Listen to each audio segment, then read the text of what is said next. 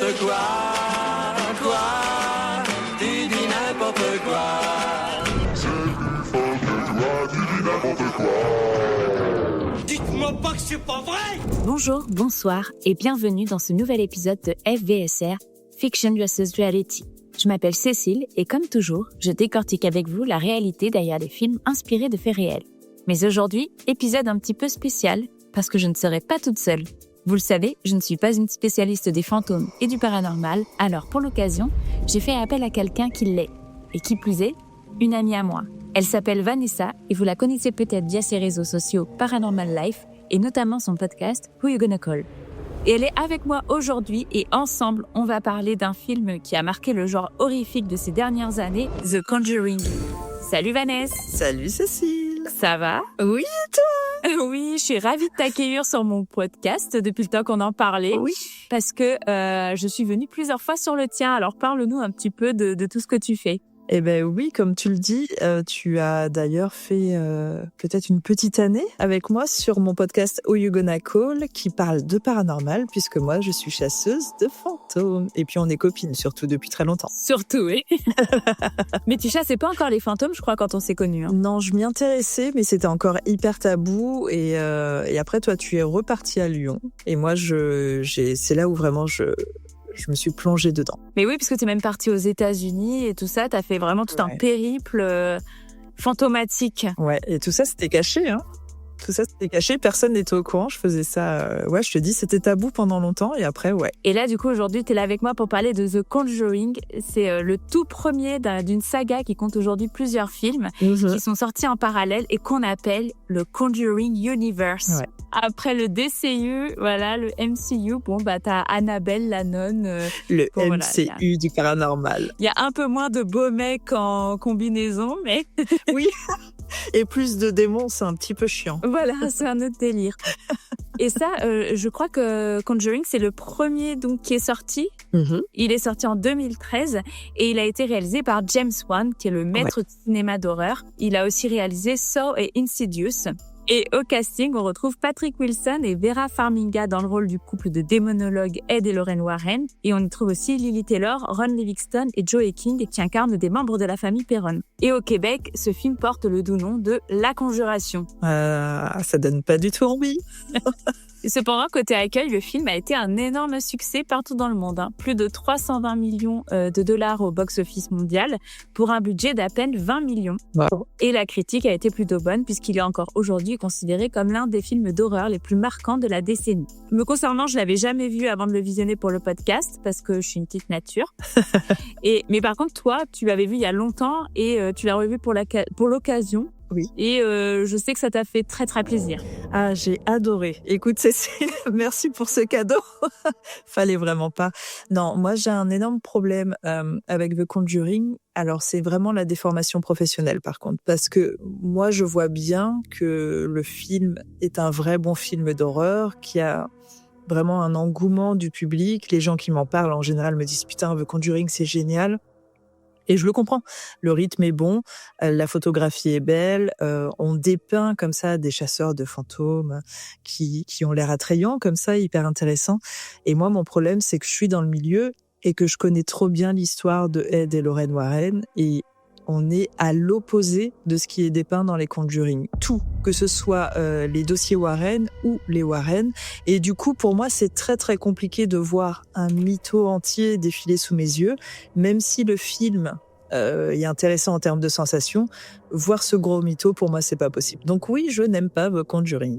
Vous l'avez compris, ça va être un épisode un peu différent des deux premiers puisque tout bonnement, presque tout est faux dans ce film. Hein.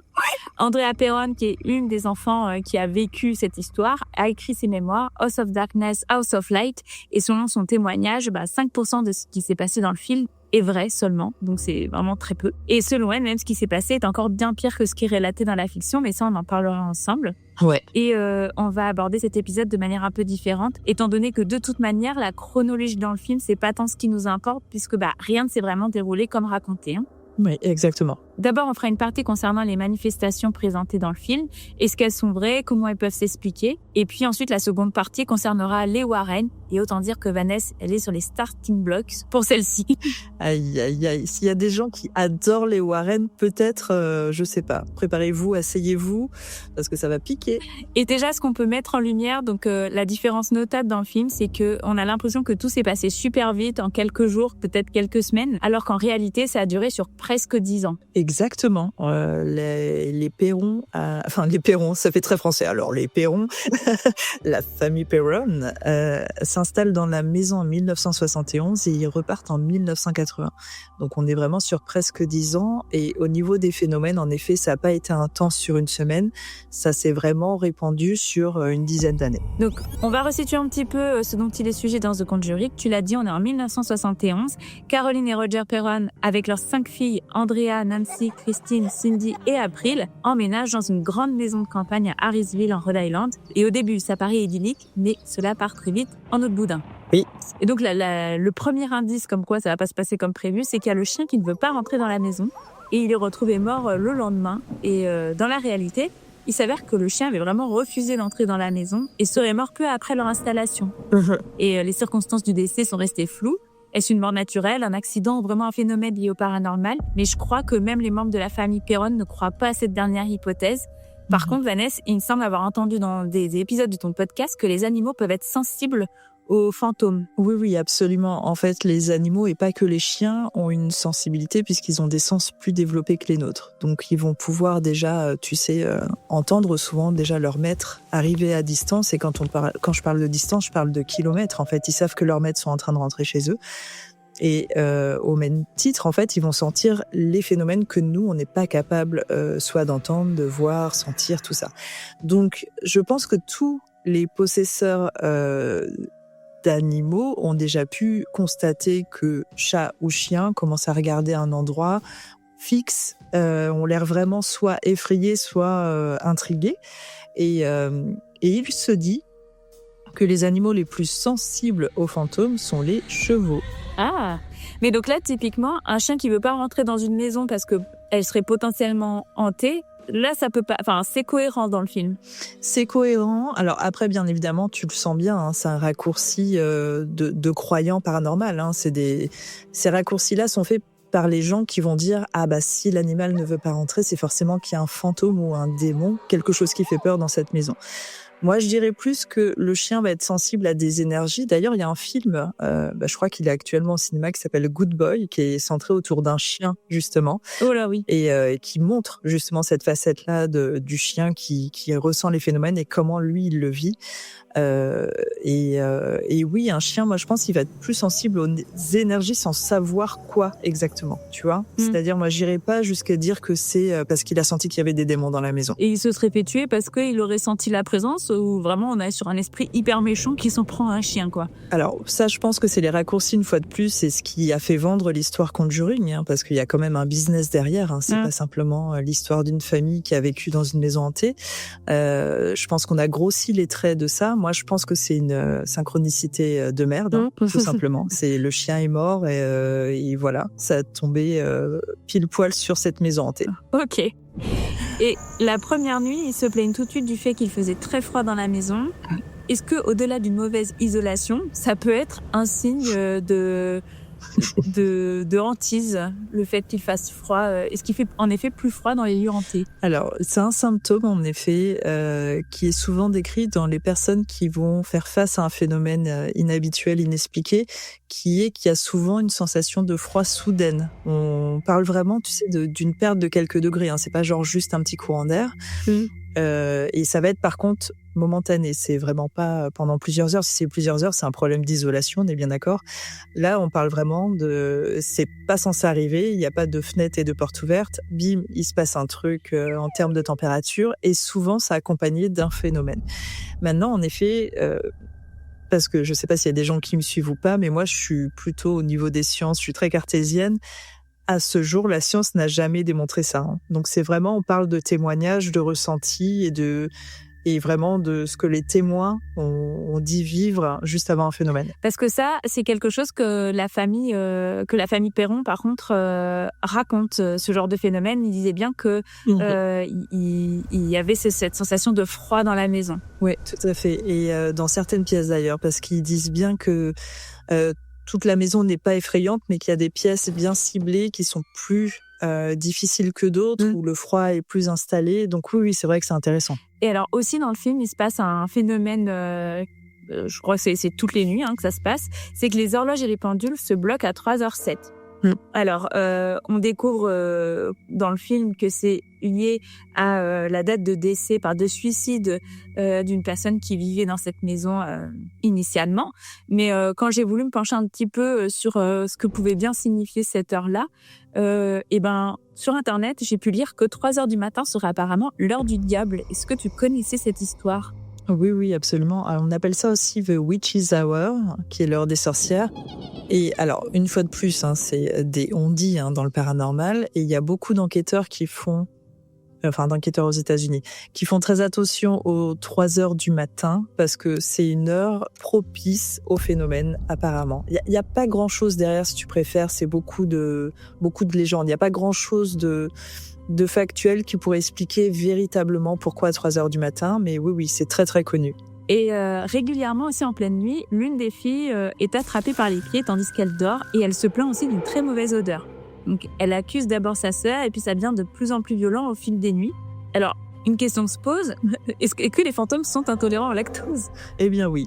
Alors ça, tu vois, typiquement, on est sur des symptômes qui remontent souvent dans les dossiers Warren. Et dans tous les dossiers qui vont faire référence au diable, on a des histoires de mauvaises odeurs, de pourris, des choses comme ça. Moi, en 15 ans d'enquête, j'ai jamais constaté ça. Donc, ni les odeurs, ni le fait déjà que les esprits malveillants puissent t'attaquer ou te tirer par les pieds, mais en effet, il y a des témoignages, donc bon, voilà. Moi, j'ai juste jamais vu ça. Bah oui, parce que pour le coup, Andrea raconte que ce genre de phénomène est arrivé, on leur tirait les jambes, les cheveux la nuit, qu'elle sentait des mains glacées sur elle. Elle parle aussi régulièrement de mauvaises odeurs qui apparaissent soudainement dans la maison, parfois d'odeurs de pourriture ou de soufre. Donc forcément, le film, il accentue ces éléments en les concentrant dans une même scène pour frapper fort. Ouais. Mais apparemment, ce sont des témoignages authentiques de la famille. Oui, et c'est ça, c'est ce qu'ils disent avoir vécu, en effet. Et comme je te dis, ça ressort très, très souvent dans les témoignages. Maintenant, en effet, moi, c'est des choses que j'ai jamais vérifiées. Donc, je veux pas dire que ça n'existe pas. Mais ça ressort dans beaucoup de témoignages, on est d'accord. Mais c'est pas la manière dont se manifestent le plus les fantômes, quoi. Ça peut... En étant aussi violent. Non, voilà, c'est ça. En fait, c'est là où je voulais en venir, parce que c'est vrai que du coup, le cinéma d'horreur forcément dépeint les fantômes comme des choses dont il faut avoir peur. On se fait agresser, les fantômes se cachent, ils font du bruit, ils éteignent la lumière, la rallument. Enfin, tu vois, des trucs extrêmement étranges pour des fantômes, pour des personnes qui sont mortes et qui reviennent. Je trouve ça étrange de se dire, tiens, je vais ouvrir et fermer la porte, la claquer, éteindre la lumière, allumer la lumière, ça va être drôle, tu vois. Qui a le temps pour ces conneries ? Donc non, en fait, les phénomènes peuvent se déclarer de plusieurs façons. Donc tu as parlé tout à l'heure des baisses de température. En effet, il y a des gens qui relatent d'odeurs, mais pas toujours d'odeurs pestilentielles. Parfois, c'est des odeurs de nourriture alors que personne n'est en train de cuisiner dans la maison, ou des odeurs de tabac alors que personne ne fume. Des bruits, bien évidemment. Et là, je pense que dans les témoignages de la famille Perron, il y a pas mal de choses comme ça aussi, des bruits de pas, des grognements, des voix même. On peut entendre vraiment tout un tas de bruits. Et puis, bien sûr, ça peut aller jusqu'aux apparitions. On peut finir par voir. Alors, tout le monde ne voit pas, mais il y a des gens qui voient des apparitions, qui voient comme des êtres humains. Moi, quand j'ai vu une fois une entité, je veux dire une entité parce que je sais pas si elle était décédée dans ma vie, et elle ressemblait vraiment à un être humain, comme s'il y avait quelqu'un dans ma cuisine, quoi. Bah, il me semble avoir entendu que Andrea Perron racontait que dès qu'elle est rentrée dans la maison, elle a vu quelqu'un. Et qu'en fait, ses sœurs et elle l'ont vu, si j'ai bien compris. C'est ça. C'était un podcast en anglais, donc des fois, ça peut... mais que seuls les enfants le voyaient, les adultes les ont jamais vus, apparemment, les fantômes qu'elle voyait. Et ce qui est intéressant aussi, parce que du fois, ça appuie une autre chose qu'on dit dans le paranormal, un peu comme les animaux, c'est que les enfants seraient plus sensibles aux phénomènes paranormaux. Et c'est pareil, là parfois tu peux voir sur les réseaux sociaux des vidéos de bébés qui tendent les bras vers quelque chose d'invisible ou qui disent ah bah il y a mon ami dans le coin de la chambre, enfin tu sais, des trucs très rassurants. Et du coup que les adultes ne voient pas. Alors une fois de plus, je te dis, il n'y a pas d'étude scientifique qui s'est penchée là-dessus, si ce n'est qu'en effet les enfants et les bébés seraient plus sensibles à certains sons et au niveau de la vue aussi, ils auraient accès à des choses qu'on ne voit pas.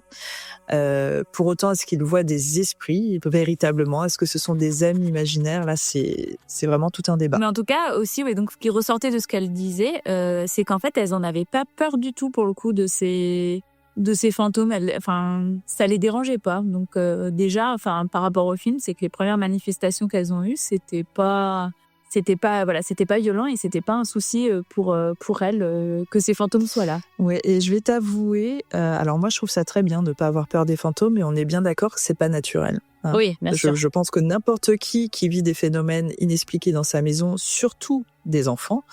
Moi, j'étais pétrifiée quand j'étais gamine de savoir que les fantômes pouvaient exister. Enfin, ça m'attirait pas du tout ce monde-là. Clairement. Donc, de savoir dans ce témoignage qu'elles n'ont jamais eu peur vu l'intensité des phénomènes et vu ce que leur mère s'est pris en termes de phénomènes, je trouve ça un peu bizarre. Je vais pas te mentir. Pourtant, Andrea Perron, je l'ai rencontrée aux États-Unis. Ouais. Ça m'a l'air d'être quelqu'un de vraiment sincère. Maintenant, il faut pas oublier que les Américains font énormément ça. Quand ils vivent quelque chose d'exceptionnel, ils essayent d'en vivre jusqu'à la fin de leur vie. C'est-à-dire que Andrea Perron, aujourd'hui, elle est retraitée, il me semble. Ouais. Elle fait toujours la tournée des salons paranormaux. Elle fait toujours des interviews. Elle raconte toujours la même histoire avec les mêmes mots. Elle pleure toujours au même moment. Et elle vend toujours son livre. Ouais, ok. Tu vois? Ouais. Donc, c'est vraiment son métier, c'est son métier de raconter l'histoire qu'ils ont vécue à l'époque dans les années 70-80. Et on est 40 ans plus tard, tu vois.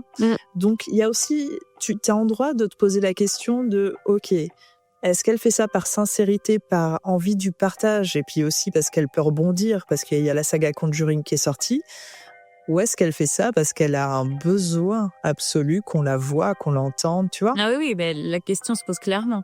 Et pour continuer dans le film, donc le père aussi va être témoin d'une manifestation, mais lui, ça va lui faire ni chaud ni froid. Un homme, hein. Voilà, c'est ça. La télévision s'allume toute seule, une porte s'ouvre sans l'aide de personne, mais bon, il semble accuser la fenêtre ouverte.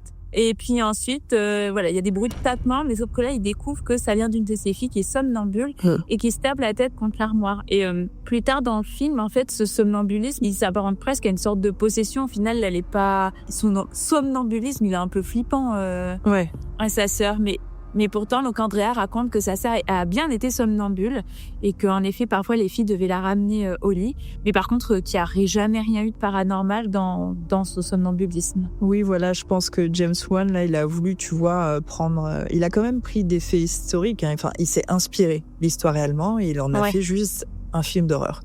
Donc, il s'est inspiré de ça, mais on est bien d'accord que, en effet, moi, j'ai jamais entendu parler de corrélation entre somnambulisme et phénomènes paranormaux. C'est pas du tout lié. Non, c'est pas du tout lié. Et par contre, la télé qui s'allume, ça, c'est un récurrent dans les films d'horreur.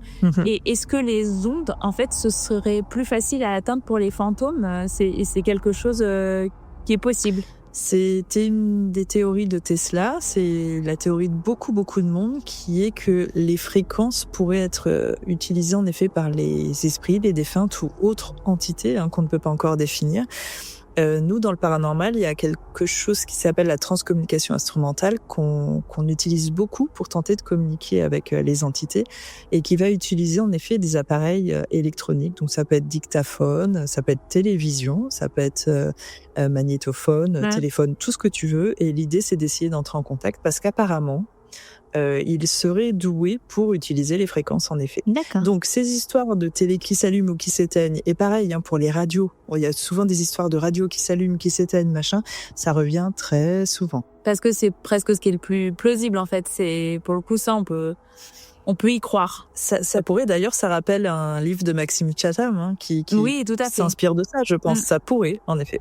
Ensuite, après, il y a des manifestations qui sont de plus en plus violentes. Donc, il y a la scène où la mère et la fille jouent à cache-cache. Enfin, je sais plus comment ils appellent ça, là, où ils ferment les yeux, ils doivent taper Tape dans les de mains. Marco Polo hors de l'eau. Ouais.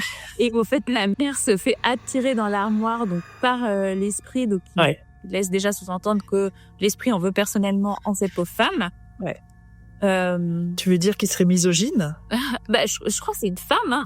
Donc c'est une femme qui dirige les femmes. Donc, Le fantôme méchant, oui. Enfin, en tout cas, celui qui est dépeint est une femme. Et on va y revenir après parce que c'est injuste. c'est ce que j'allais dire. Il y a quand même beaucoup de femmes qui sont. C'est souvent des femmes, hein, les fantômes dans tous ces films. En tout cas, celles qui sont méchantes, oui. Ouais, c'est ça. C'est bizarre. C'est très bizarre. Ouais. Et ensuite, après, on découvre que plus ça va, plus la mer est couverte de bleu. Ouais. Et qui apparaissent comme par magie.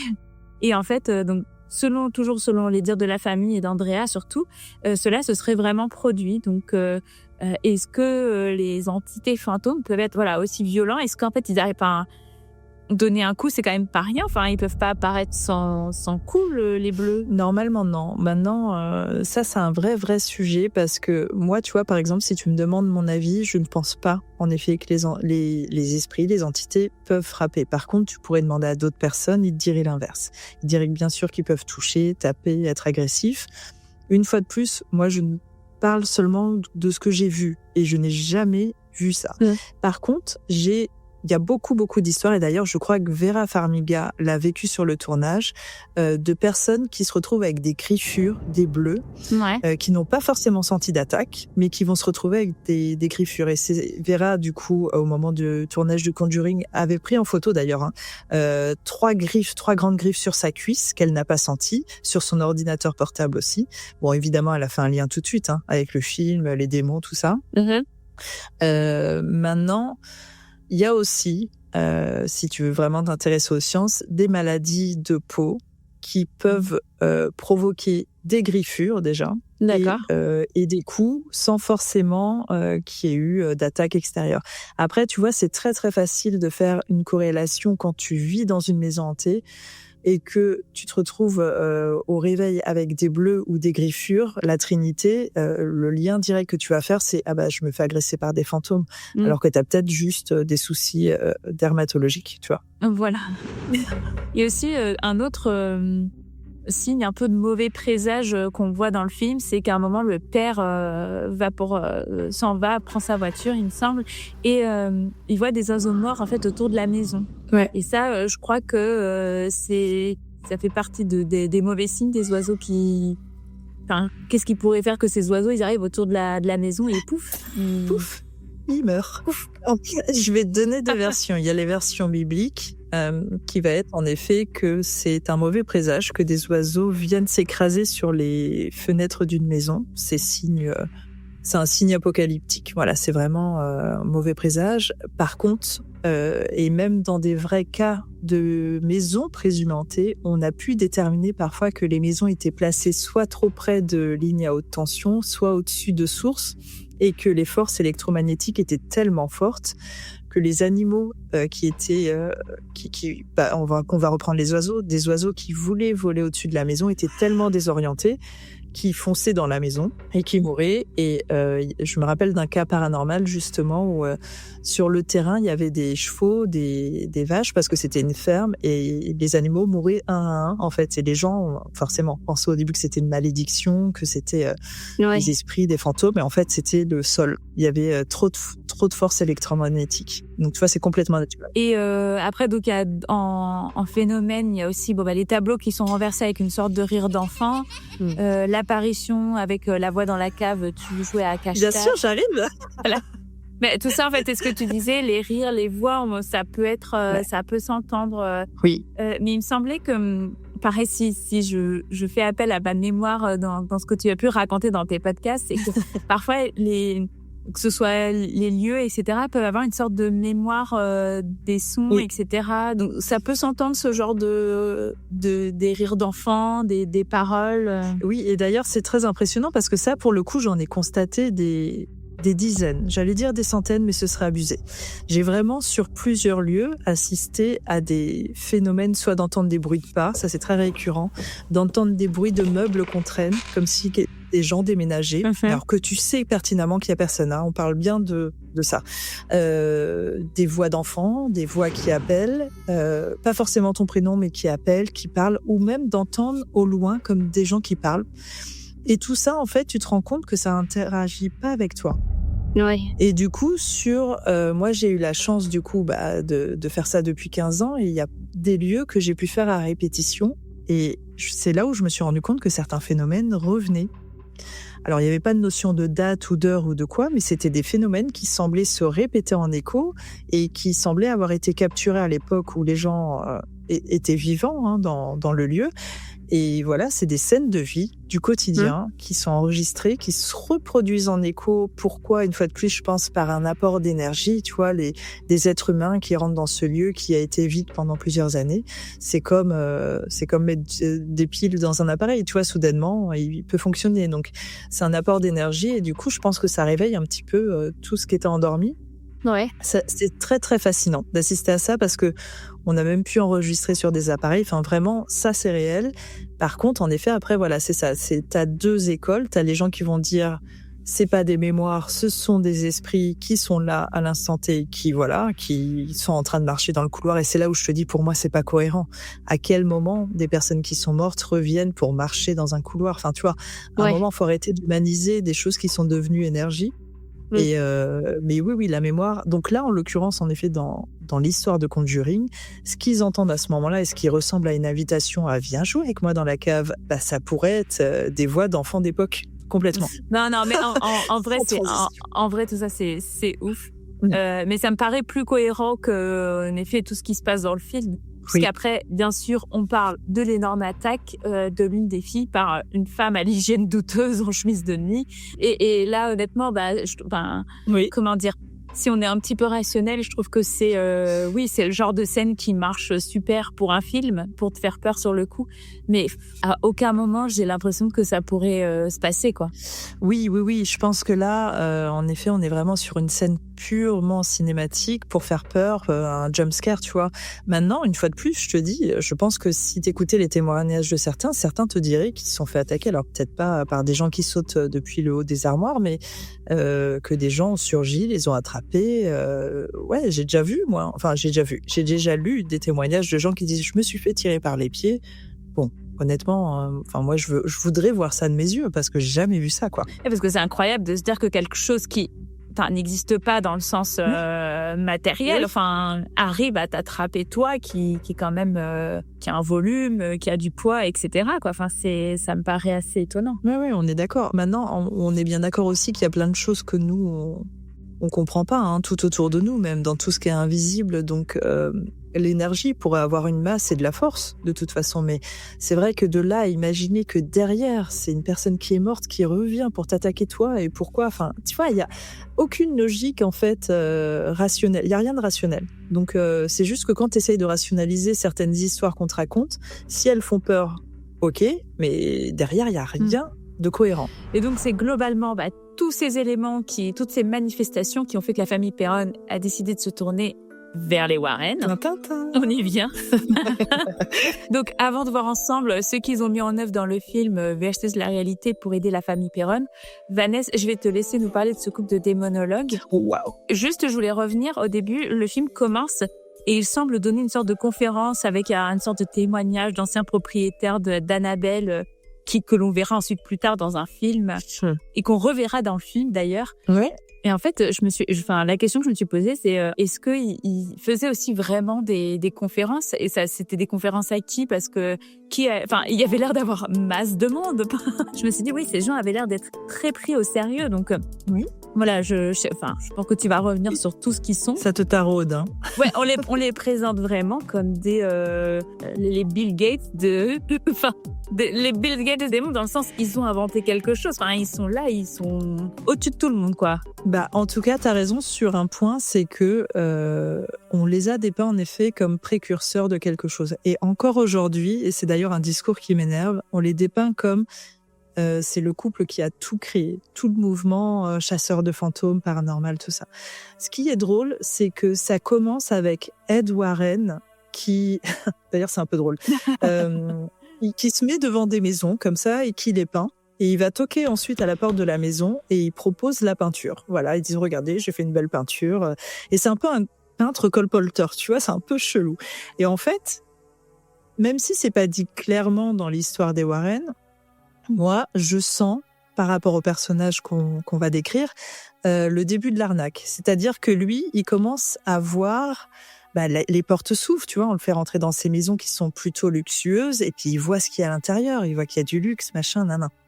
Et puis, au fur et à mesure, il commence à ressentir qu'il est dans des maisons, tu sais, il sent qu'il commence à avoir un pouvoir qui se décuple, tu vois, il sent les démons, il sent les esprits, et ça va commencer comme ça. Ouais. À côté de ça, donc lui, il est marié à Lorraine, et Lorraine, elle, dit qu'elle est médium depuis l'enfance. Donc en fait, ils vont conjuguer leurs talents, et ils vont commencer comme ça à se vendre en tant que démonologues et médiums pour aider les personnes qui ont des infestations fantomatiques ou démoniaques. Et en fait, on est dans les années 70. Donc là, c'est pareil, hein, c'est comme la famille Perron. On est vraiment le plus fort de leur activité, c'est entre les années 70 et 80. Et eux, en fait, il va y avoir à la fois les gens qui vont être hyper curieux. On est à une époque où les phénomènes paranormaux sont pris au sérieux en quelque sorte parce que ça intrigue, parce que les gens s'y intéressent, parce que les gens ont peur. On est aussi en plein boom des films d'horreur. Donc voilà, eux, en fait, ils arrivent au bon moment. Et en fait, de toute façon, Ed Warren, qui est à la tête de tout, est le plus intelligent. Enfin, c'est pas qu'il est le plus intelligent, mais il arrive à tout anticiper, en fait. Et si tu préfères, quand tu parles de conférences, oui, ils vont être invités partout. C'est-à-dire que c'est complètement fou, on leur donne du crédit, à la fois on les attaque évidemment parce que le problème c'est qu'ils parlent beaucoup, mais on voit pas grand-chose. Ouais. Ils sortent beaucoup de livres, en effet ils racontent beaucoup d'histoires, mais il n'y a pas de vidéo, il n'y a pas de preuves, tu vois. Donc au fur et à mesure on va quand même dire que c'est du hoax, c'est du fake, mais tu as toujours encore aujourd'hui une grosse communauté qui est très attachée aux Warren et qui dit que évidemment c'était réel, c'était précurseur, ils ont toujours été honnêtes, ils n'ont pas gagné d'argent, mon cul. Voilà. Oui. Oui, parce que ils ont un diplôme, ils ont quelque chose, ou enfin c'est juste eux, ils se sont formés, ils se sont dit. C'est ce qui se dit justement quand les gens les décrivent, c'est des personnes qui se sont autoproclamées des monologues et médiums. Ouais. Et le truc en fait, c'est que comme ils vont réussir à s'infiltrer très rapidement sur les plus gros cas, on parle quand même d'Amityville, on parle des cas Enfield, on parle de tous les plus gros cas des États-Unis où il y a des grosses possessions. On est quand même à une époque où les Warren vont avoir de l'influence sur un mec qui a quand même tué quelqu'un et qui vont réussir à faire en sorte d'apporter leur témoignage au procès, ou en tout cas d'influencer l'avocat dans son discours. Et le gars qui a tué, donc Arne Johnson, va quand même être proclamé par la justice américaine comme possédé. C'est-à-dire qu'il aurait fait ça sous l'influence du démon. Mais dans quel pays, en fait, on prend des décisions comme ça ? Tu vois ? Les États-Unis, hein. Ah voilà, exactement. Tiens, c'est bizarre. Hein, et il n'y avait pas Trump à l'époque, hein, donc non, c'est complètement fou. Et en fait, voilà, c'est ça en fait. Ils sont hyper influents. Alors c'est surtout Ed Warren. Ed Warren, il a un discours, il en impose, il a un énorme charisme. Bon, on dirait un directeur de film porno hein, quand tu le vois. En fait, avec ses lunettes et tout, c'est une catastrophe. C'est vrai. Rien à voir avec le beau gosse du film. Absolument rien à voir. Mais Lorraine non plus, mais voilà. Et en fait, il en impose complètement. Et lui, je te dis, ce qui fait leur succès, c'est qu'ils s'infiltrent très rapidement dans les plus gros cas du paranormal. Et ils vont aussi, surtout, ce qui va faire leur renommée, c'est la poupée Annabelle, qui est aussi présentée finalement dans le premier Conjuring. Oui, tout à fait. On la voit. Donc, d'ailleurs, on va la voir parce que, en fait, on va voir leur musée. Ouais. Parce qu'en fait, à un moment, on voit où Ed je crois qu'il est interviewé par un journaliste, et il fait à ce moment une petite visite du musée. Ouais. Toi, tu l'as vu, ce musée ? J'ai voulu le voir. J'ai voulu le voir à une époque. Alors attends, je vais essayer de te la faire courte. J'ai voulu le voir à une époque et emmener un groupe aux États-Unis parce que c'était possible, en effet. Sauf que je me suis fait arnaquer par la personne qui est en charge du musée, qui n'est autre que le beau-fils des Warren. Donc c'est celui qui s'est marié à Judy. Du coup, la fille des Warren. D'accord. Et lui, jusqu'il y a pas longtemps, puisqu'il y a eu un gros retournement de situation il y a pas très longtemps, était en charge du coup de l'héritage des Warren, puisque Ed et Lorraine sont désormais décédés. Ouais. Le musée existe réellement, Il y a beaucoup d'objets à l'intérieur. Le musée est attenant à la maison des Warren, donc c'est un héritage. Et il y a bien la poupée Annabelle qui est enfermée, alors qui n'est pas du tout la poupée du film. Non. Ça, je pense que les gens le savent maintenant. C'est une poupée de chiffon qui n'est pas du tout effrayante C'est ça. et qui est vraiment enfermée dans un caisson vitré où il y a vraiment écrit « Ne sortez jamais Annabelle de sa boîte ». Mais Annabelle, cet été, est sortie de sa boîte. Non. Alors, il s'est passé vraiment des trucs de fou cet été. Et ce qui est un peu chiant, c'est que, je pense que les gens le savent, il y a un 4e Conjuring là, qui est sorti, qui était le dernier. C'est ça. Et en fait, c'est juste que, tu vois, l'insynchronicité, elle est malheureuse. C'est-à-dire qu'il s'est passé des choses extrêmement graves. Donc, ça a commencé par... ils ont voulu emmener Annabelle en tournée. Annabelle n'est jamais sortie de son musée. C'est interdit, en fait. Quand Ed et Lorraine, eux, étaient tellement persuadés qu'elle était dangereuse, qu'elle pouvait tuer les gens, ils avaient bien dit interdit qu'elle sorte. Et jusqu'à cet été, c'est ce qui s'est passé. Sauf que cet été, Tony Spera, donc le beau-fils, a décidé de faire une tournée pour Annabelle, comme si c'était une rockstar. Et 2 jours avant le début de la tournée, Annabelle disparaît. Mais non. Ça fait les titres de tous les journaux. Je ne te mens pas. Ça fait les titres de tous les journaux américains. Ça passe dans les news. Les gens font des stories en pleurant.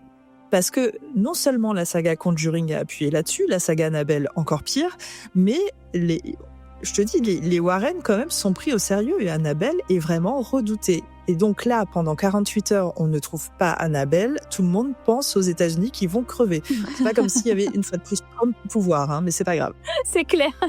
Et donc, un jour, il y a du coup un démenti, parce que je te dis, sur les réseaux, ça devenait complètement fou. Les gens faisaient des stories en pleurant, en disant « Mon Dieu, qu'est-ce qui va nous arriver? On va tous mourir et tout machin. » Il y a un mec qui fait un démenti, qui va dans le musée, et qui filme, et qui bossait pour le musée, du coup, et qui filme et qui fait « Mais Annabelle est là, arrêtez en fait, calmez-vous. » Et là, je me dis « Oh putain, déjà on est sur un premier coup monté pour la promo du film qui sortait dans 2 mois. » Annabelle part vraiment en tournée avec un mec qui va s'occuper d'elle, en fait, et qui s'appelle Dan Rivera, qui était un chasseur de fantômes et qui était plutôt reconnu dans le milieu.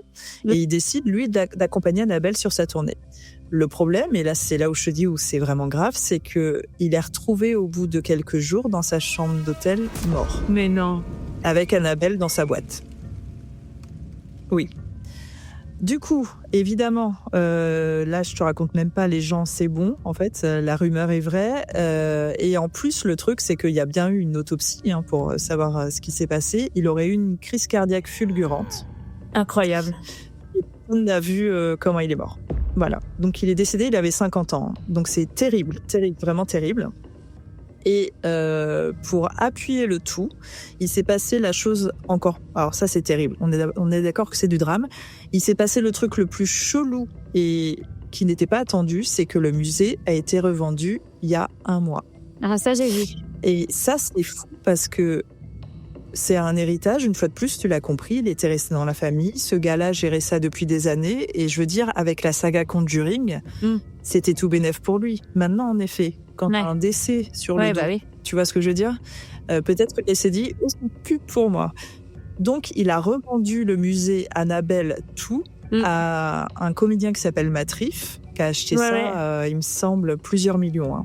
Et lui, en fait, Matt Rife, il l'a acheté en disant direct, moi les gars, j'ouvre les portes du musée, vu que c'était interdit jusque maintenant, j'ouvre les portes du musée, vous venez quand vous voulez, vous allez pouvoir faire des visites, enquêter, tout ça, machin. Donc, à partir de fin octobre, parce que ça y est, c'est déjà ouvert les ventes, on peut rentrer dans le musée des Warren, et le musée n'appartient plus aux Warren. Voilà. Et en quoi tu penses que ça peut être une mauvaise chose qu'ils rachètent, que ce soit ouvert à tout le monde ? Non, pas forcément, parce que moi je crois pas forcément au fait que les objets sont maudits, les objets portent malheur, que les gens vont mourir s'ils s'approchent d'Annabelle. Maintenant, en effet, je connais assez bien les États-Unis pour y avoir beaucoup traîné, et je sais que les Américains sont très croyants par rapport à ça. Et j'ai juste peur, par contre, que ça dégénère. C'est-à-dire qu'il y a énormément de chances que le jour même de l'ouverture, tu peux être sûr que quelqu'un va proclamer qu'il est possédé. Après avoir visité le musée, c'est sûr et certain. Et c'est là le problème, c'est que c'est pas de la faute de Matt Rife, du coup, c'est plutôt de la faute des gens qui ont apporté ce genre d'informations depuis des années. parce que ils ont réussi à atteindre leur objectif, c'est-à-dire que maintenant il y a des gens qui ne jurent que par ça et qui pensent que tu peux être possédé en approchant une poupée dans une boîte. Oui, d'ailleurs c'est ce que c'est ce que Ed raconte dans cette partie du film. Il dit que presque tous les démons utilisent un vaisseau pour se mettre en lien avec le monde des vivants. Et dans le cas d'Annabelle, donc cette poupée. Oui. Et dans The Conjuring, il y a notamment la boîte à musique pour le petit garçon qui sera enfermé dedans, qui est relié à ce petit garçon.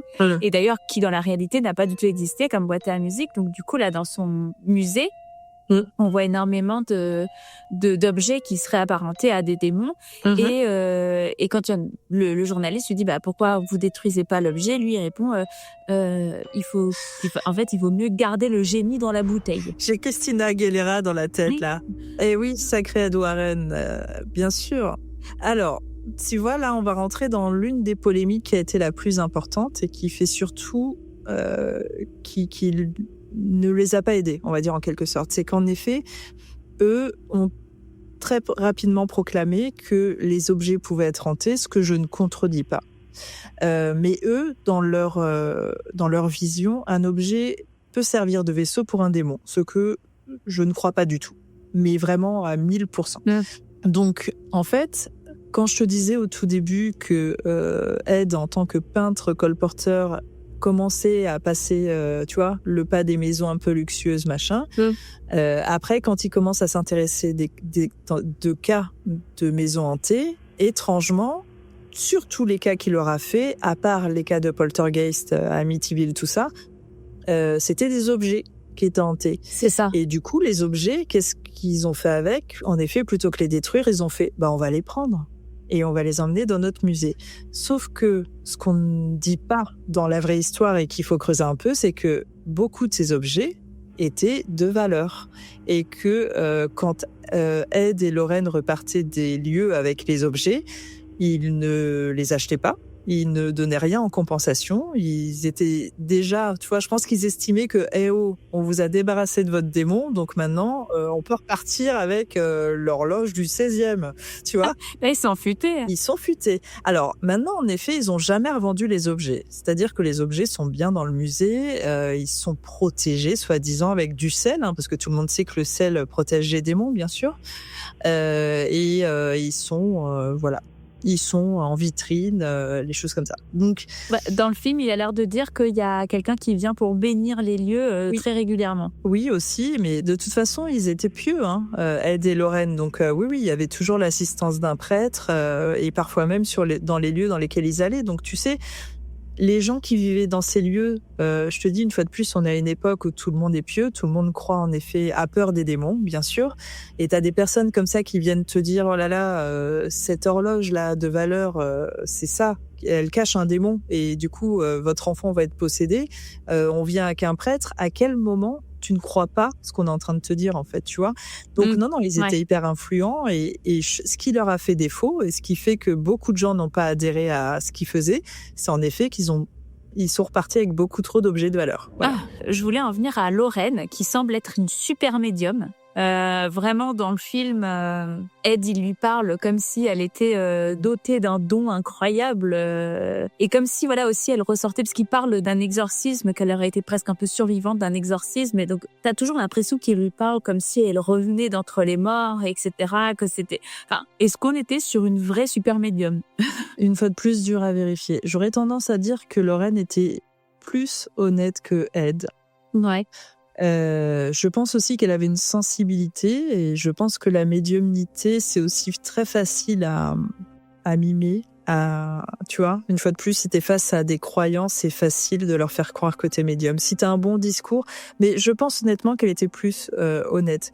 J'ai aucun fait dans les dossiers qu'ils ont encadrés qui mettrait en avant son don. En fait, malheureusement. C'est pour ça que je te dis, c'est presque invérifiable. Ouais. Parce que, en plus, on va y revenir après, mais le problème des Warren, c'est que quand ils viennent sur un cas, ils y restent très très peu. Ils vont sortir 2-3 phrases bateau, ils vont venir toujours avec des témoins, Ils vont faire leur process comme ils font habituellement, c'est-à-dire une séance qui est dirigée par Lorraine. Ouais. Et puis voilà, eux après vont raconter qu'il s'est passé plein de choses. Pourtant, ils étaient bienvenus avec des caméras, mais oh là là, les caméras ont été cassées par les démons. On ne peut pas vous montrer ce qu'on a filmé. Donc en fait, il s'est toujours passé des trucs de fou que personne n'a jamais vu. Ouais. Malgré tout, j'ai vu une fois une interview de Lorraine qui était assez intéressante, qui était assez récente. Elle a attendu, je pense, la mort de Ed pour en parler, où elle parlait d'Amityville, puisqu'ils sont allés sur Amityville. Mm. Et elle disait que le soir où ils y sont allés, il s'est pas passé grand-chose de ouf. Et c'est rigolo parce que quand tu regardes des interviews de l'époque où c'est Ed qui parle avec Lorraine à côté, qui ne dit pas un mot, puisqu'elle n'avait pas le droit de parler, Ed a plutôt vécu des choses de fou et avec des démons un petit peu partout. Donc c'est intéressant, tu vois. Ouais, carrément. Donc oui, dans le film, Lorraine dit justement qu'il y a beaucoup d'esprits dans la maison. Et ça, justement, ça rejoint ce que disait Andrea, qu'il y avait plusieurs esprits, dont celui de Oliver, un petit garçon qui était, comme dans le film, en fait, copain avec la plus jeune des sœurs. Mais dans le film, ils l'ont appelé Rory Walker et ils l'ont associé donc à cette boîte à musique. Et ce petit garçon aurait en effet disparu dans les bois et sa mère se serait suicidée dans la cave. Donc, non, ça c'est ce qu'il raconte dans le film. Andrea Perron fait bien mention de plusieurs drames dans la maison, dont une possible pendaison dans la cave. Une fois de plus, c'est un peu compliqué puisqu'on est au début de l'histoire des États-Unis, parce que la ferme, tu sais, elle est du 19e.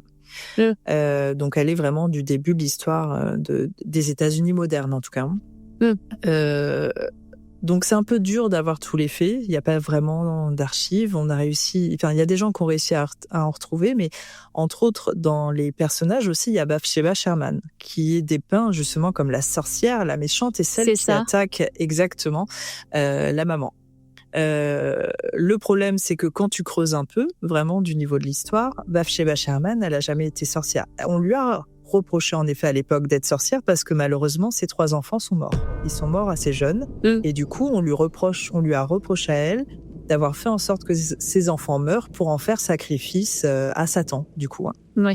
Il y a tout un problème avec Bathsheba Sherman qui est du coup relancé dans l'histoire de Conjuring puisque on la dépeint une fois de plus comme cette sorcière, cette femme méchante, ce fantôme qui agresse, alors que c'est pas le cas du tout. Et c'est vraiment problématique. Donc du coup, quand tu sais ça, c'est très très dur de s'intéresser aux autres fantômes en le prenant pour acquis. Parce que tu te dis, oui, sur 2 siècles d'histoire, une maison, bien sûr qu'il y a eu des drames. À quel moment il n'y a pas des gens qui meurent? À quel moment, à l'époque, bien sûr, il n'y a pas d'enfants qui sont morts? Enfin, tu vois, bien sûr qu'il y a eu des morts.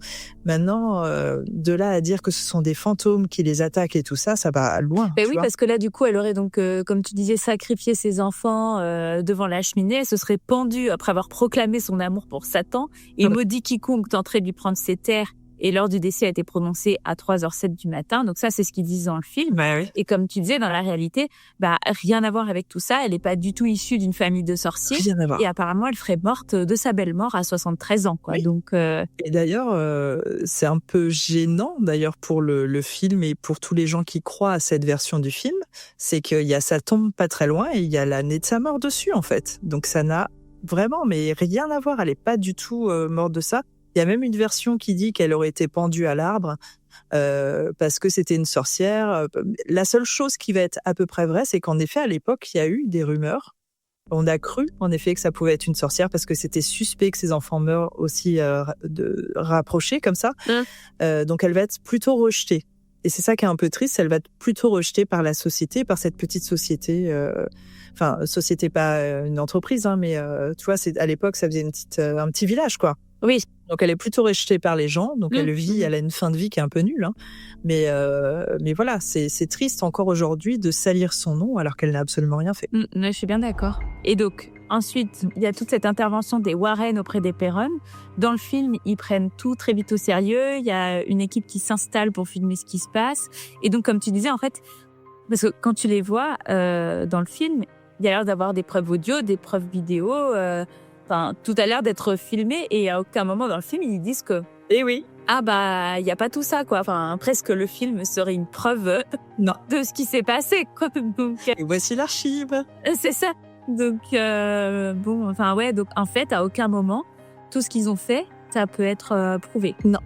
Là, on va dire la chance qu'on a dans cette histoire, qui permet de démentir, c'est que la fille, du coup, Andrea Perron et sa petite sœur vont se planquer pour assister à la scène, à ce qui s'est passé, tu vois. Oui. Mais en effet, le problème, comme je te dis avec les Warren, c'est que eux, ils ont un process. Quand ils débarquent sur un lieu, ils débarquent en grande pompe. C'est les stars. Ils ont des témoins pour montrer que c'est pas des arnaqueurs.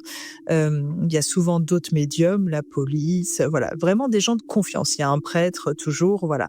Et il y a toujours des caméras.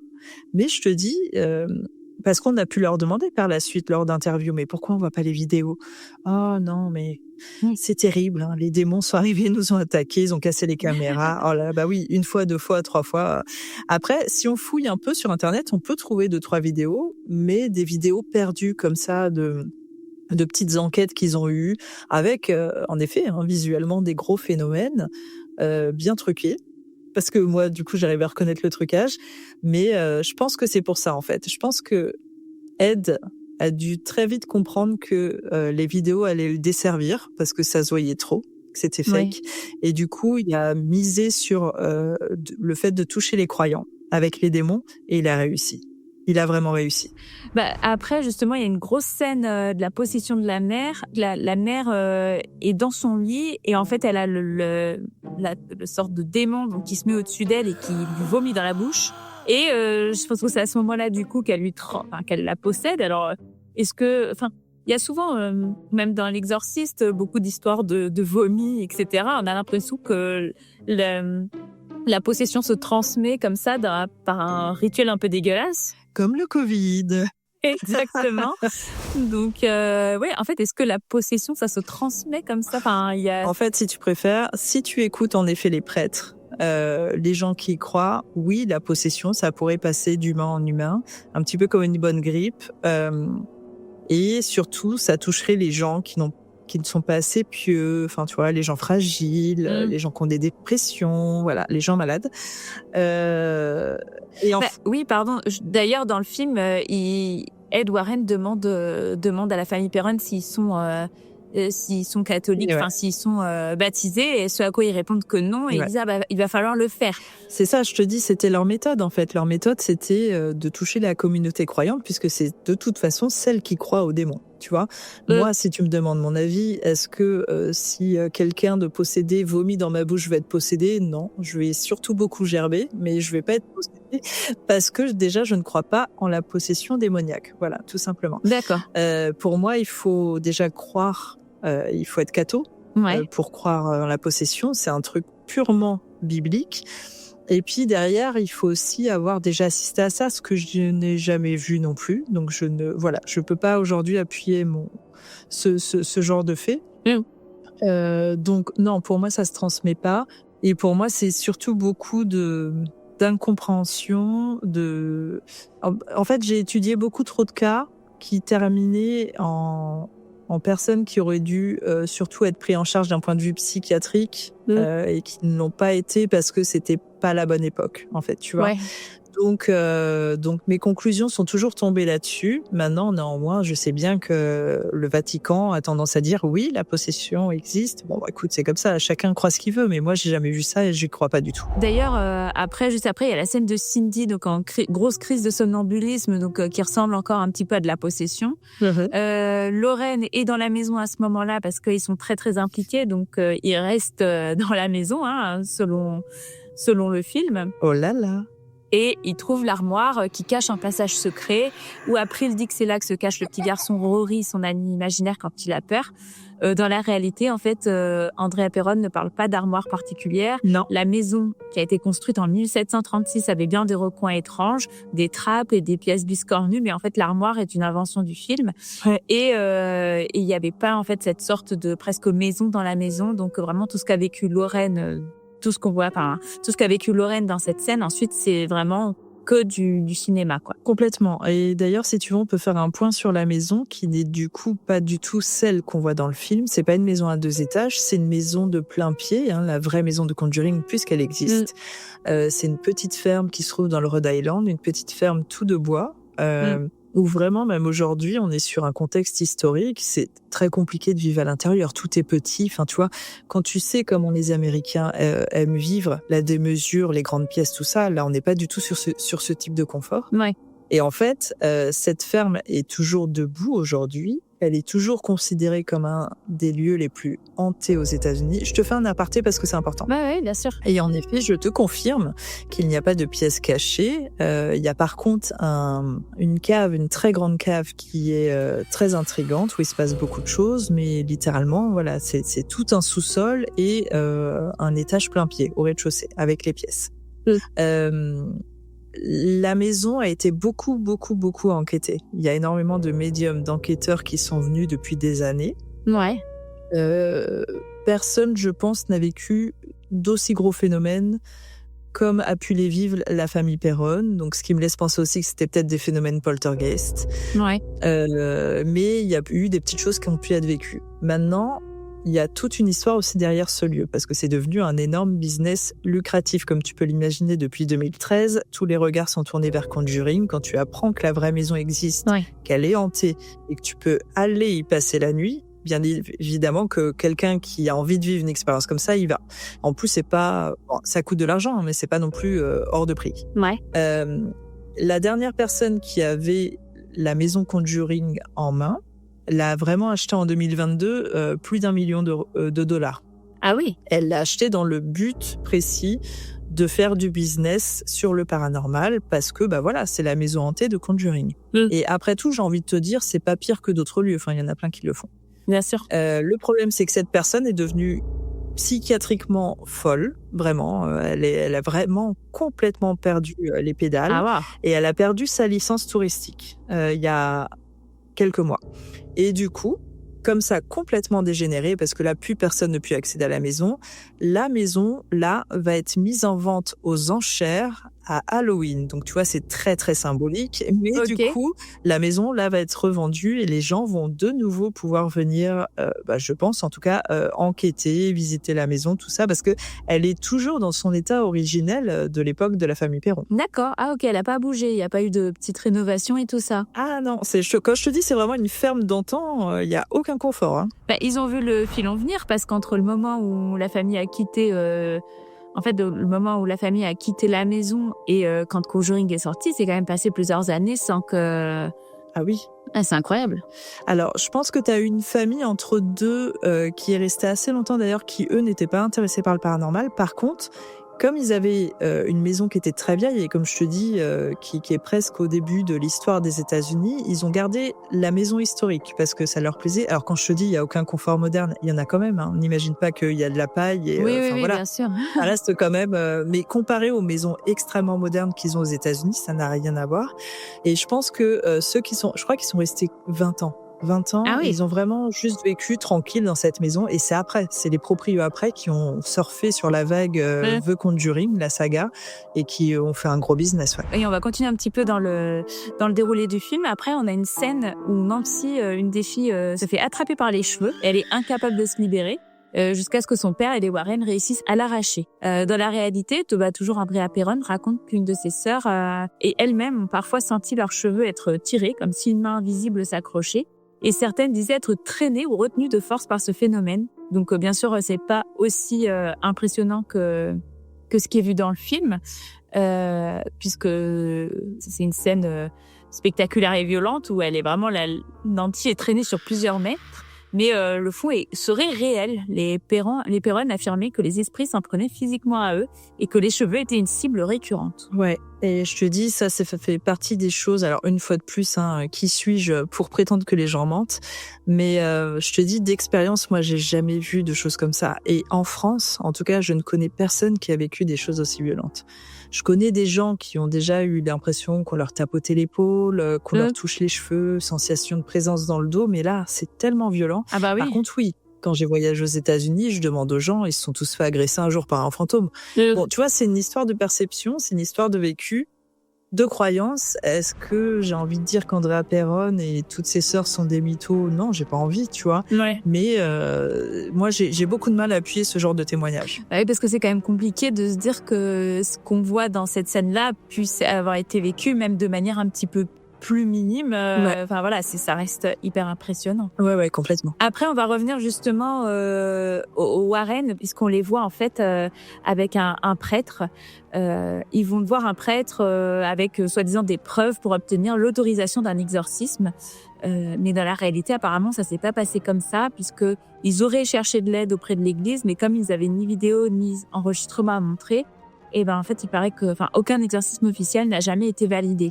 Ce qui est fort probable, alors je te dis une fois de plus, c'est très dur à vérifier, mais ce qui est fort probable, puisque je sais en effet que le Vatican, l'Église ne donne pas des autorisations d'exorcisme comme ça à tous les coins de rue, tu vois. Il y a souvent beaucoup de contrôles, et même après ces contrôles, souvent les cas ne sont pas toujours avérés, et on n'en voit pas toujours.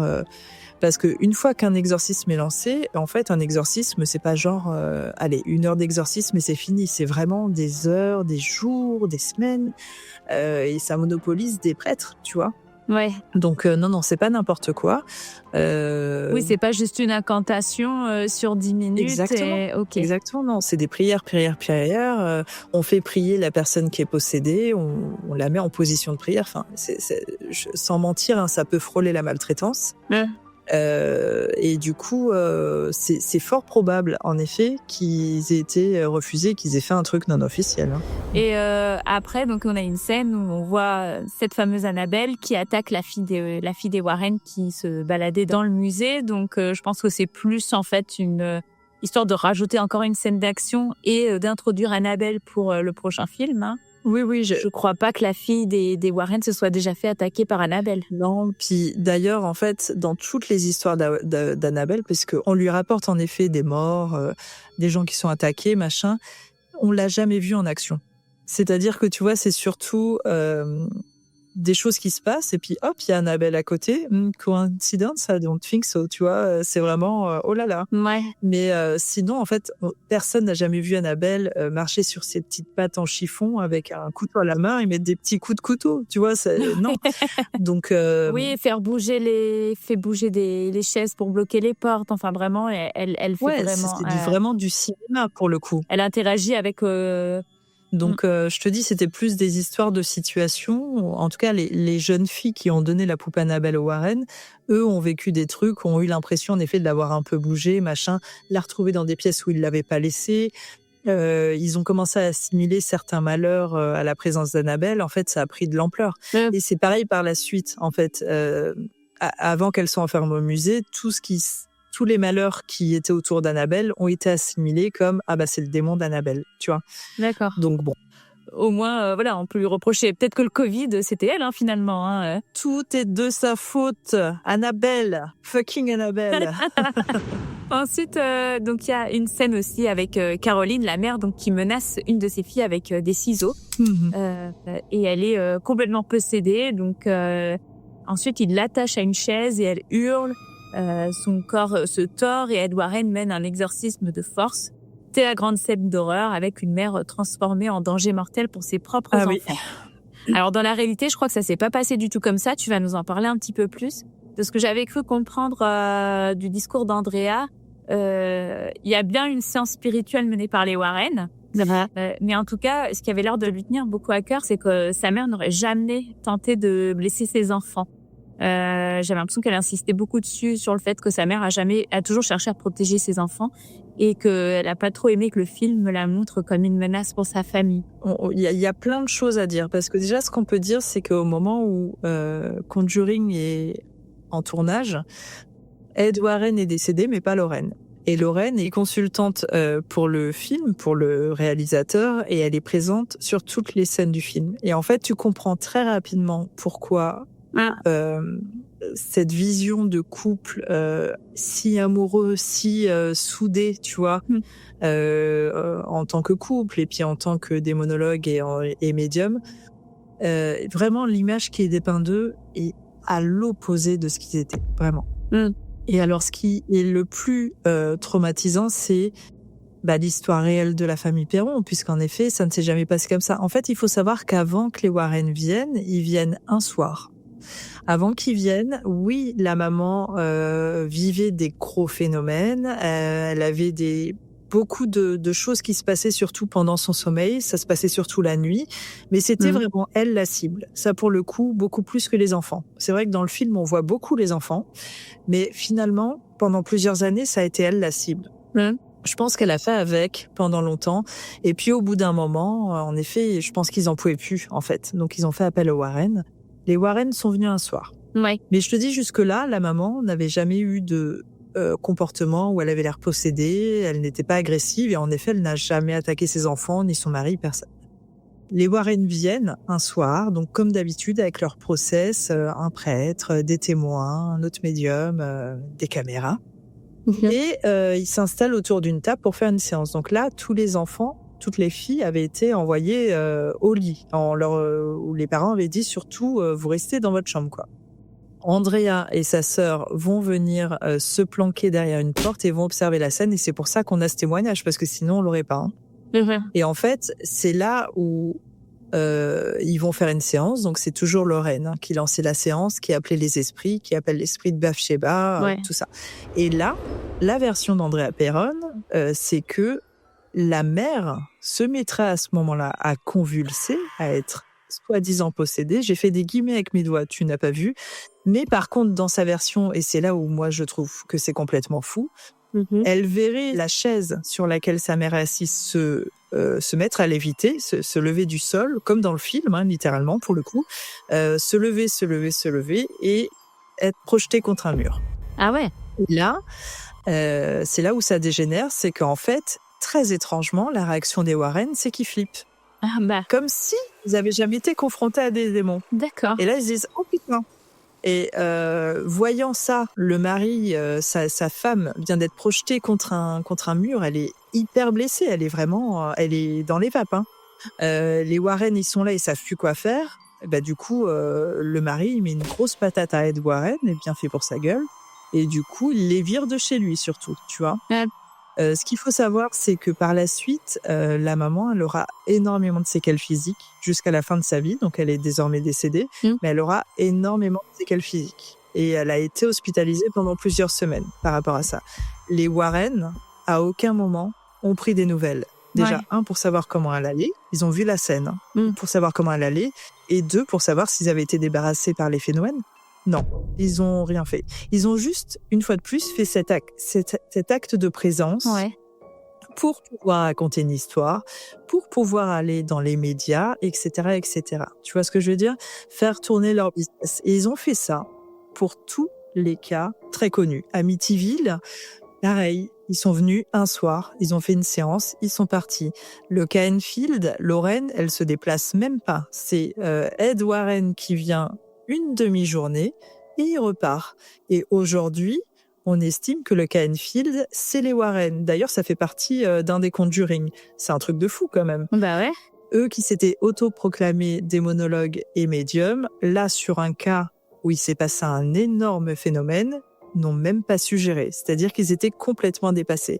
Et pour moi, là, ça démontre bien que c'était des arnaqueurs. Bah, c'est vrai qu'elle en parle avec quand même pas mal d'amertume et elle avait l'air de dire que oui, Lorraine n'a jamais pris de nouvelles de la famille. Et ça, c'est vraiment ce qui en ressort. Alors que ce qui est dingue, c'est que vraiment dans le film, la sensation que ça donne, c'est qu'ils font cet exorcisme et ils ressortent au petit matin, il fait beau et ils sont presque essoufflés et en même temps, ils ont vécu un moment tous ensemble. On sent une sorte de complicité.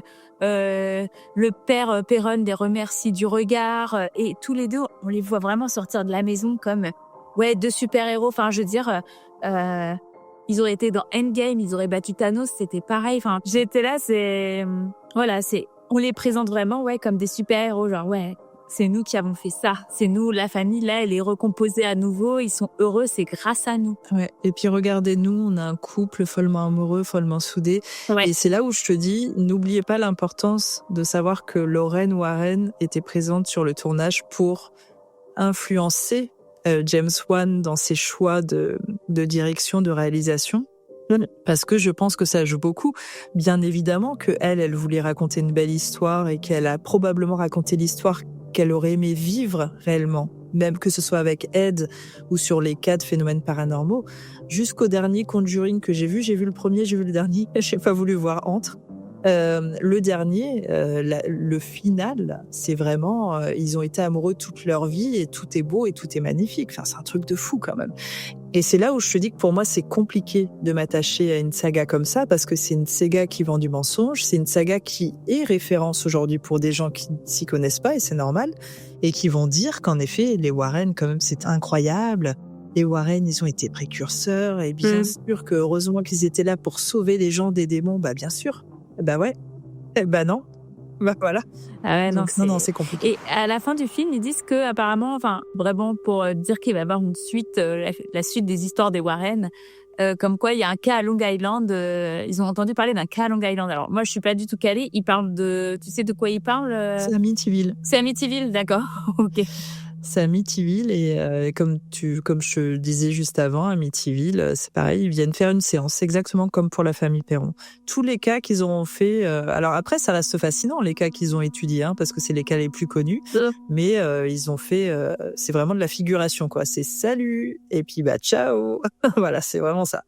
Et autant pour le cas de Conjuring, on a le témoignage de Andrea Perron, mais est-ce que pour Amityville, etc., on a des témoignages de personnes qui ont vécu ça ou pas du tout?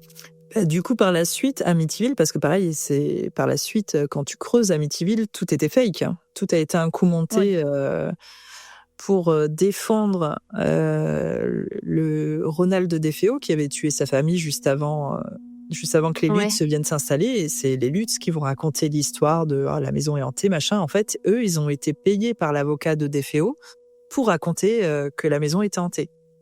Et en fait, les Warren, et c'est là où je te dis, ça décrédibilise aussi, hein, les Warren viennent et font une séance. Tout était un coup monté, mais personne ne le sait à ce moment-là. Et Ed Warren, dans une interview qui existe toujours, va dire « Oh là là, ouais, c'était fou, on a vécu des phénomènes de fou, et le démon, là, on a réussi à prendre une photo. » Donc en effet, il y a une photo qui circule avec un petit garçon. Et quand tu sais à la fin que finalement tout était un coup monté, qu'il n'y a jamais eu de démon ou quoi que ce soit, bah tu te dis bah vraiment ces gars-là, enfin c'était des arnaqueurs une fois de plus, tu vois. Donc voilà. Tu dis que s'ils avaient existé à notre époque, ça aurait été le genre à faire des très mauvais montages avec ChatGPT. Ouais, c'est possible. Tu sais. Avec de l'IA, et ils auraient fait des TikTok de merde, là, comme on peut voir les TikTok horreur, avec les gens qui disent qu'il y a des fantômes chez eux et que tout le monde est là, oh là là, mon Dieu, vous avez vu, c'est horrible et tout. Ouais, bon, c'est juste du trucage, ça n'existe pas, en fait. Voilà, c'est les Warren sont à la base de ça, en fait. Oui, c'est ça. Je pense qu'on a évité le pire en les ayant eu à cette époque-là. Donc, qu'est-il advenu des 5 filles Perron après avoir quitté la maison de Harrisville en 1980? Donc, l'aînée Andrea Perron, on en a beaucoup parlé. Elle a écrit une trilogie intitulée House of Darkness, House of Light et participe encore aujourd'hui à des conférences et interviews sur cette affaire que tu as rencontrée, tu nous avais dit. Christine et Cindy restent beaucoup plus discrètes, même s'ils ont témoigné ponctuellement dans certains documentaires. Nancy, elle a choisi une vie privée à l'écart de toute médiatisation. Et puis, elle a appris de la Benjamin, celle que l'on voit dans le film jouer avec la fameuse boîte à musique. Elle est malheureusement décédée en 2017 à l'âge de 51 ans. En clair, parmi les 5 sœurs, seule Andrea a véritablement pris la parole publiquement, tandis que les autres ont préféré tourner la page. J'ai aussi vu je dis peut-être une bêtise, je crois que la famille Perron, enfin le père et la mère ont divorcé ensuite après avoir déménagé de la maison. Oui, absolument. Et d'ailleurs, t'as raison sur un point et c'est important, c'est qu'il y a que Andrea en effet qui s'est battue pour qu'on connaisse la véritable histoire de leur histoire tout simplement. Et je te dis juste, elle est rentrée dans un engrenage parce qu'elle n'arrive plus à en sortir. C'est-à-dire qu'encore aujourd'hui. Elle raconte toujours la même histoire, comme je te dis. C'est hyper intéressant de regarder ses interviews parce que c'est une poésie qu'elle raconte, avec des pleurs contrôlés, sur commande, à des moments bien précis. Enfin, c'est fascinant. Et il y a une interview qui existe avec elle et sa mère. Ah. Et c'est l'une des seules, puisque sa mère, je te dis, avait des séquelles. Et elle a quand même témoigné une fois sur un plateau télé, d'ailleurs, il me semble. Et à part ça, en effet, tu vois, c'est intéressant de se demander pourquoi le reste de la famille n'a pas voulu parler. Tu vois ? C'est toujours des détails qu'il faut prendre en compte, parce que il faut se demander pourquoi les gens. Alors, est-ce que c'est parce qu'ils veulent pas traîner là-dedans et qu'ils veulent plus en entendre parler parce que c'est des traumatismes? Ça peut. Ou est-ce que c'est parce que tout est mytho? Ça peut aussi. Ouais. Et donc, justement, The Conjuring dramatise à l'extrême les événements, exorcisme spectaculaire, possession démoniaque, victoire héroïque. Dans la réalité, c'était tout autre chose. Les Warren n'étaient pas des super-héros du paranormal, mais un couple passionné et controversé. qui recueillaient surtout des témoignages et organisaient des séances spirituelles. Leur intervention chez les Perron n'a jamais chassé quoi que ce soit, et la famille a continué à vivre avec ces phénomènes pendant presque 10 ans. Là où Hollywood cherche une fin nette et héroïque, la vraie vie reste floue, pleine d'ombre et de mystères. Merci de m'avoir suivi dans cette plongée entre réalité et frisson en compagnie de ma très chère Vanessa. Avant de conclure, est-ce que tu peux nous redonner tes réseaux sociaux et tes dernières actus? Oui, et je te remercie de m'avoir invité déjà. Je t'en prie. Vous allez pouvoir me trouver sur Instagram Vanessa-Paranormal Life, tout en attaché Paranormal Life.